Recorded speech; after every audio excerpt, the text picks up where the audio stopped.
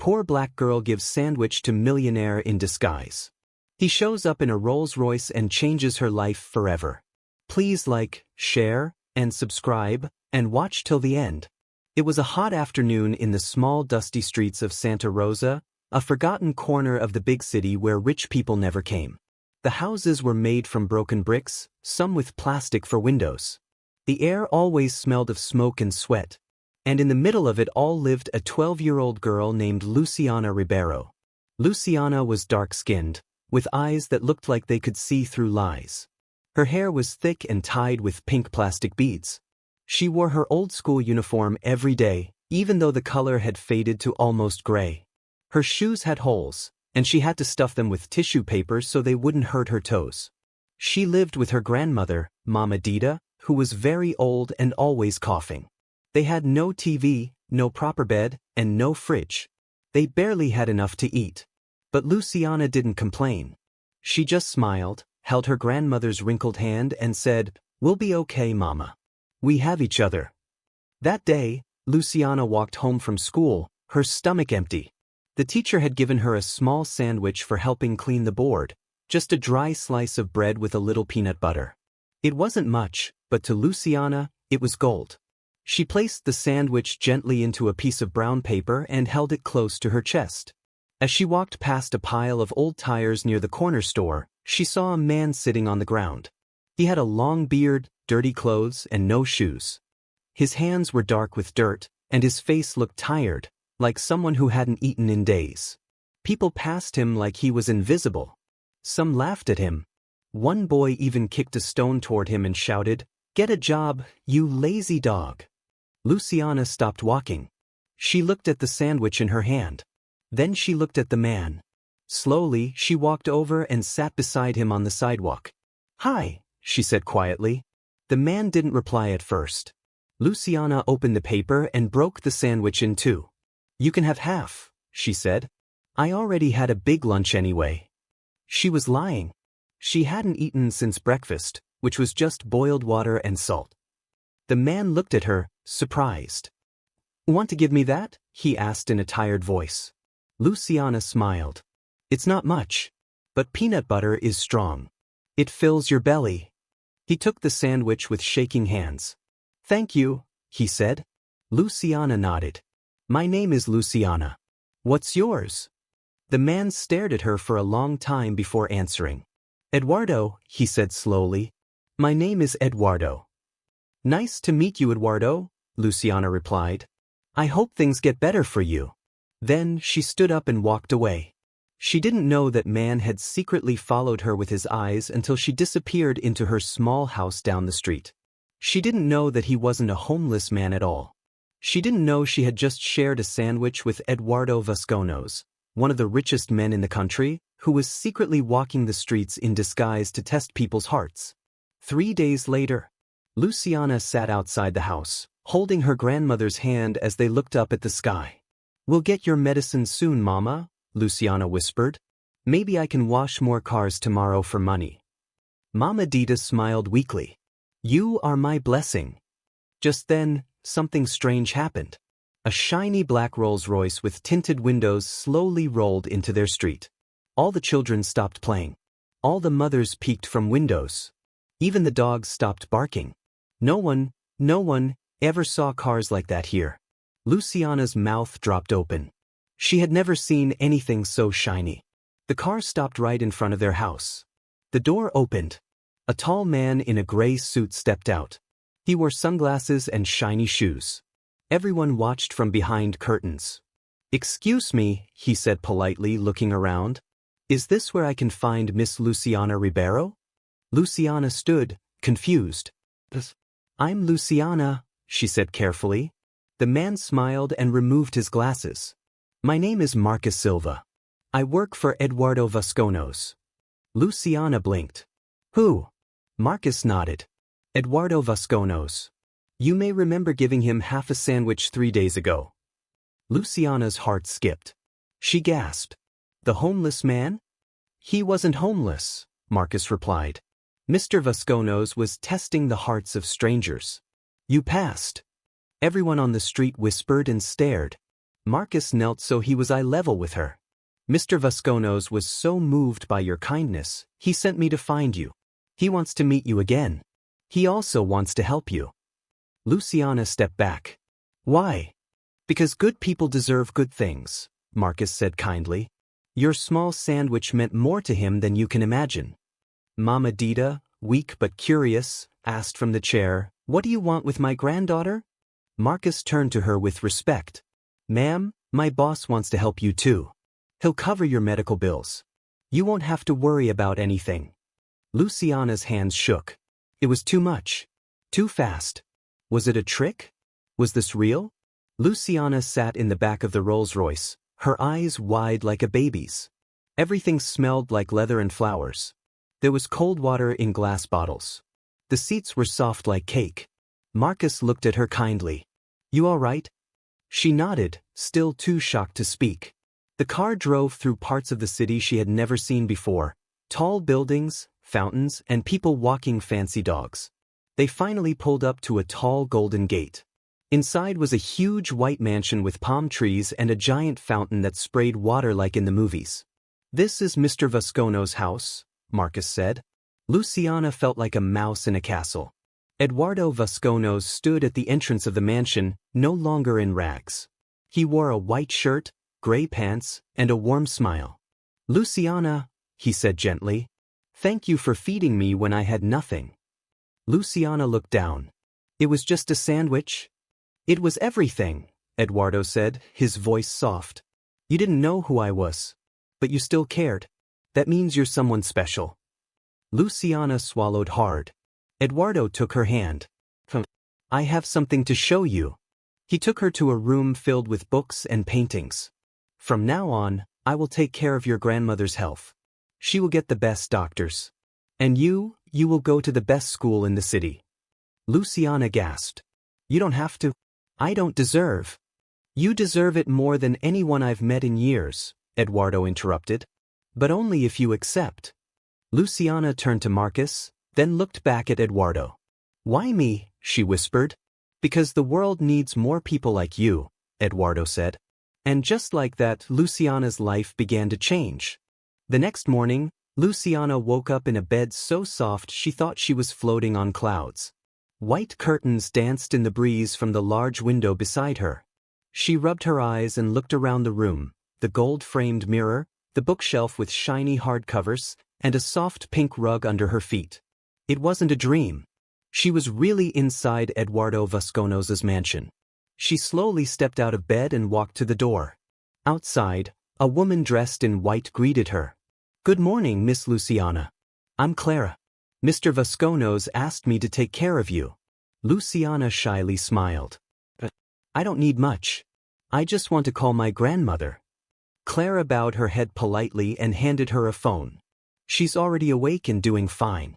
The doctor arrived early this morning. She's asking about you. Luciana's hands trembled as she held the phone.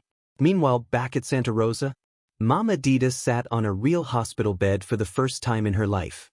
A kind nurse checked her blood pressure while a man in a white coat adjusted the medicine beside her.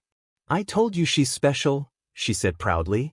That girl is the light God left for me. The doctor smiled. Well, thanks to that light, you're going to be just fine, Mama Dita. Mama Dita touched her chest and whispered, Thank you, Lord. Luciana finished speaking with her grandmother and wiped a tear from her eye. Then she followed Clara downstairs to a grand dining room where Eduardo was waiting. The table was covered in fruits, eggs, sausages, and pancakes, more food than Luciana had seen in her entire life. She sat quietly, not knowing what to touch. Eduardo smiled. Eat, Luciana. This is your home now, if you want it. Luciana blinked. Home. He nodded. I know it's a lot, but I mean it. She whispered, I've never been to a home like this. You deserve it, Eduardo said. But before anything else, tell me one thing. Luciana looked up. What do you want most in the world? Luciana thought for a long time. Her fingers tapped lightly on the edge of her plate. Then she said, I want to become a doctor, like the one who gave my grandmother medicine. Eduardo leaned back, surprised. You don't want fancy clothes or jewelry? Luciana shook her head. I want to help people. Just like you helped me. Eduardo's eyes glistened. Then let's get to work. For the first time in her life, Luciana stepped into Riverside International Academy, a private school with fountains at the entrance, glass walls, and green lawns trimmed like a golf course. The students wore sharp uniforms with golden embroidery. The halls smelled of books and perfume. Some students whispered when they saw her. Who's the new girl? She came in a Rolls-Royce. She doesn't look rich. Luciana heard them. She kept her head high anyway.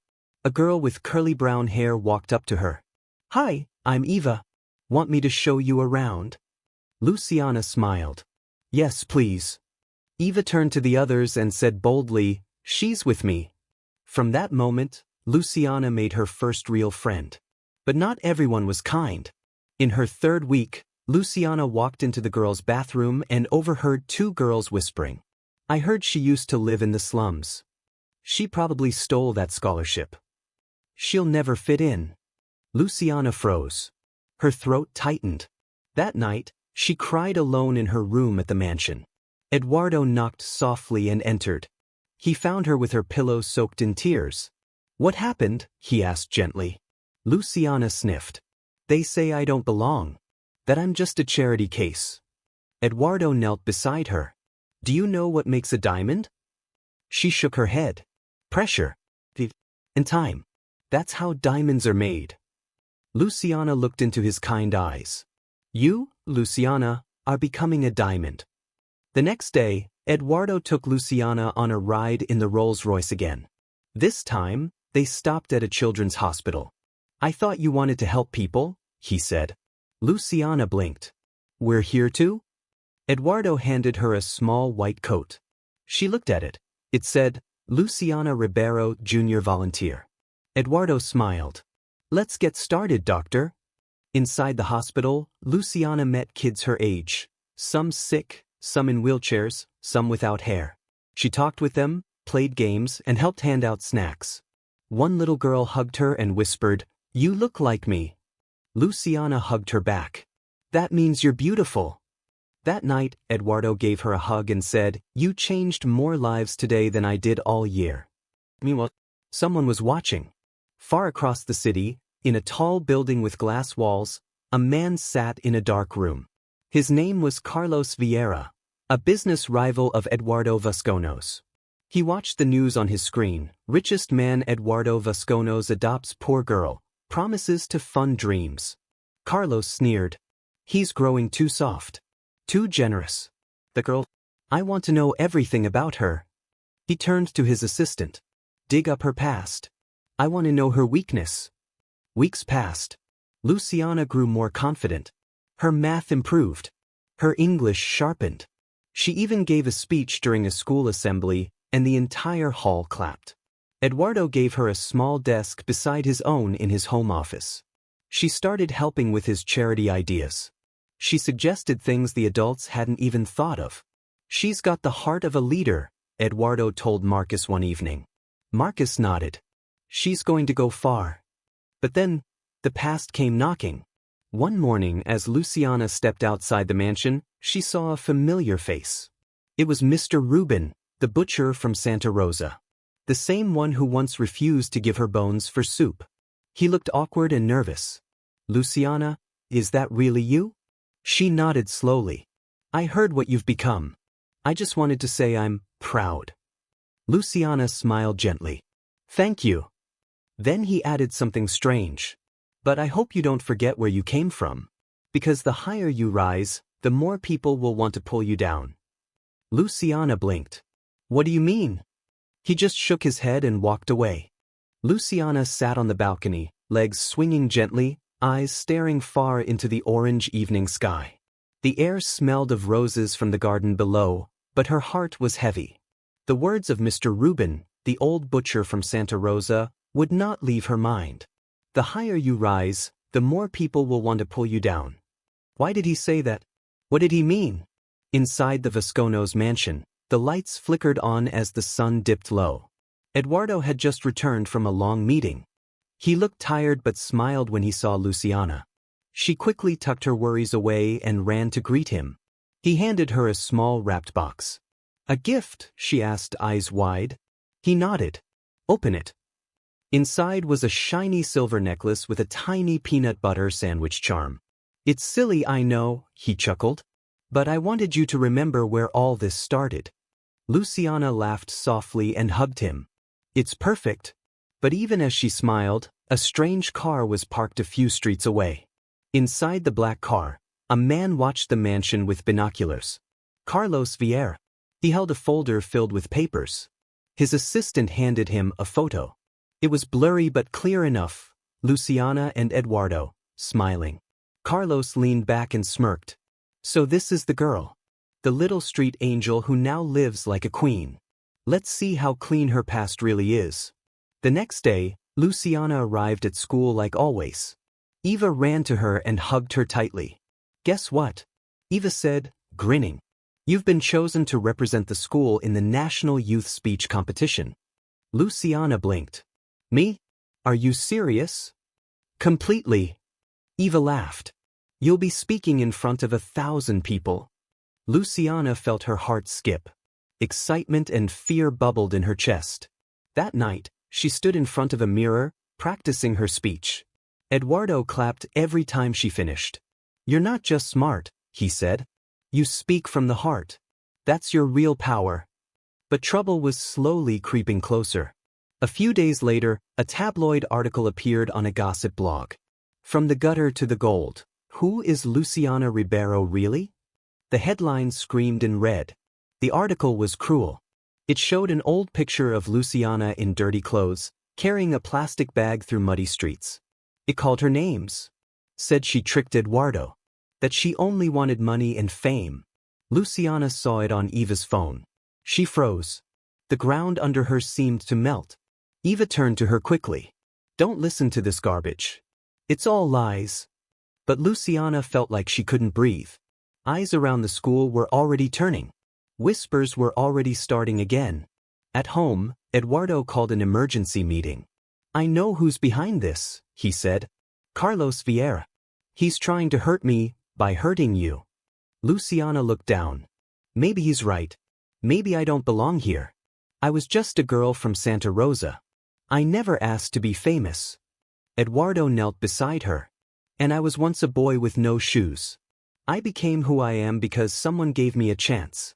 Just like I gave you." "But now people hate me," she said. "No," he replied gently. "They fear your light. That's why they throw darkness." Luciana didn't sleep that night. She sat by the window, staring at the stars. She remembered her mother's face, though it was faint in her mind now. She whispered, "Mama, what should I do?" And in her heart, she heard something soft. "Shine anyway." So the next morning, Luciana walked into school with her head held high. During lunch, someone left a peanut butter sandwich on her desk with a mean note that said, "Maybe you should give this back to the street where you belong." She picked it up quietly and walked to the middle of the cafeteria. Everyone stared. She lifted the sandwich high and said, "This sandwich changed my life. I gave it out of love, not for anything in return. If anyone thinks kindness is a weakness, then I feel sorry for you." Silence. Then Eva stood up and clapped. Then others did too. Soon, the whole cafeteria echoed with applause. Luciana smiled through her tears. She had found her voice again. But Carlos was not done.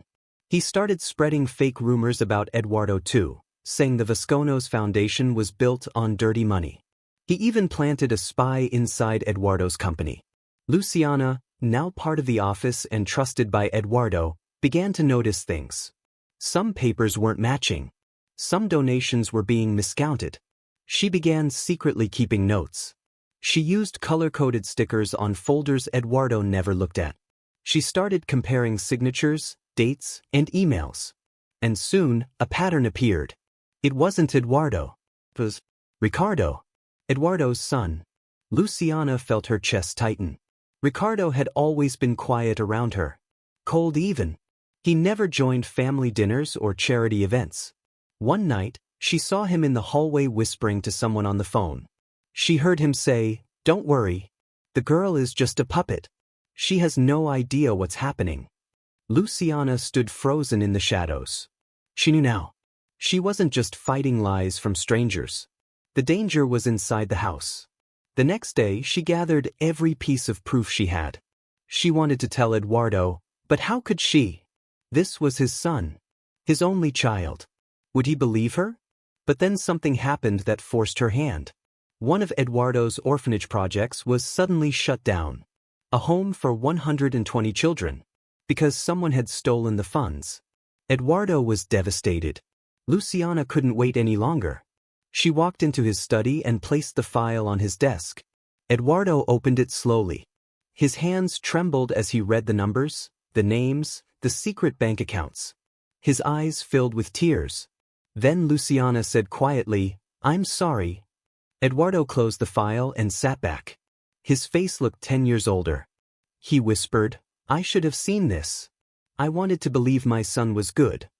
Luciana touched his hand. Being a father means hope.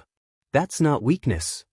That night, Eduardo called Ricardo to a family meeting. Luciana sat quietly in the corner. Eduardo placed the file in front of his son. "Do you have anything to say?" he asked. Ricardo tried to smile. "What is this? Some kind of joke?" Luciana stood. "It's not a joke. I saw you. Heard you. I followed the money." Ricardo's eyes turned cold. "You little rat. You think you're smarter than me?" Eduardo stood slowly. "She's smarter, kinder, and stronger than you'll ever be." Ricardo threw the chair and stormed out. That night he left the house. Eduardo pressed charges. The company was shaken, but Luciana stayed strong beside him. Weeks passed. The orphanage reopened. The money was restored. Eduardo gave a press conference, thanking Luciana for her courage. And finally, her big day came. The National Youth Speech Competition. She walked onto the big stage, microphone in front of her, bright lights blinding. She took a deep breath and began. "I once lived in a place where people slept hungry. Where dreams were small because life was hard. But one day, I gave a sandwich to a man who looked hungry. I didn't know he was a billionaire. I only knew he looked like he needed kindness." She told her story. And when she finished, the crowd gave a standing ovation. Tears rolled down Eduardo's face. From the shadows, Carlos Vieira watched the screen. He turned it off. "She's stronger than I thought." Then he laughed. "But I'm not done yet." 5 years passed like a blink. Luciana was no longer the shy girl with dust on her feet. She had become a confident young woman with her own voice and her own dreams. She graduated from the best university in the country, standing tall on the stage in her bright red gown while the crowd cheered. Eduardo stood among them, clapping with tears in his eyes. He wasn't just proud, he was amazed. Luciana had started her own foundation, just like Eduardo once did. She named it the Sandwich Hope. It helped children who lived on the streets, just like she once had. Every week, she visited shelters and handed out peanut butter sandwiches, not for fame, not for praise, but because it reminded her that something small could become something big. She and Eva were still close, almost like sisters. Eva had become a children's nurse, always telling the kids stories about the girl who gave a sandwich to a stranger and ended up changing her whole life. Luciana never got tired of hearing Eva talk. But not everyone was happy. Ricardo, Eduardo's son, was now in another country. After Eduardo pressed charges, Ricardo had been found guilty of fraud and theft. But Eduardo asked the court to let him go on one condition. He must never return unless he was truly changed. Ricardo left with anger in his heart, but even now, Luciana sometimes thought about him. Could he ever come back? Could he ever become better? Carlos Vieira, the man who once tried to ruin Eduardo and Luciana, had disappeared after his lies were exposed. Nobody knew where he went. Some said he ran to another country. Others believed he stayed nearby, waiting, watching. Luciana no longer feared him, but sometimes, when she saw a strange car outside the mansion, her heart skipped just a little. One cloudy evening, something unexpected happened. A knock came at the gate. The guards let in a man in an old suit, holding a small leather bag. His beard was gray, and his back was bent. He asked to see Luciana. She came out unsure. The man looked into her eyes. "Do you remember me?" Luciana stared, confused. Then he said, "You gave me a sandwich. 10 years ago. Santa Rosa. Behind the market." Her breath caught. The memory came rushing back. The other man, not Eduardo, the one who had once been dirty, broken, and forgotten. The very first man she ever gave a sandwich to. "You still remember?" she whispered. He nodded. "That sandwich saved me. I was going to end my life that day. But your kindness stopped me. I cleaned up. I started helping others. And now, I run a small shelter outside the city. I tell your story every week. I tell them, kindness is louder than pain." Luciana hugged him. She gave him a check that night. More than enough to rebuild his shelter. As the sun set, Luciana stood on her balcony, just like she used to. Eduardo joined her, sipping tea. "You've changed so many lives," he said. Luciana smiled. "You started it." He laughed. "No. You did. With a sandwich." They sat in silence. Then Eduardo turned to her and said, "There's something else I need to tell you." Luciana looked up. "I want you to take over my foundation. All of it. The business, the staff, everything. I'm retiring." Luciana froze. "I can't." "You can," he said. "You were born for this." Tears filled her eyes. As the stars blinked above, she knew this was only the beginning. Her journey wasn't over.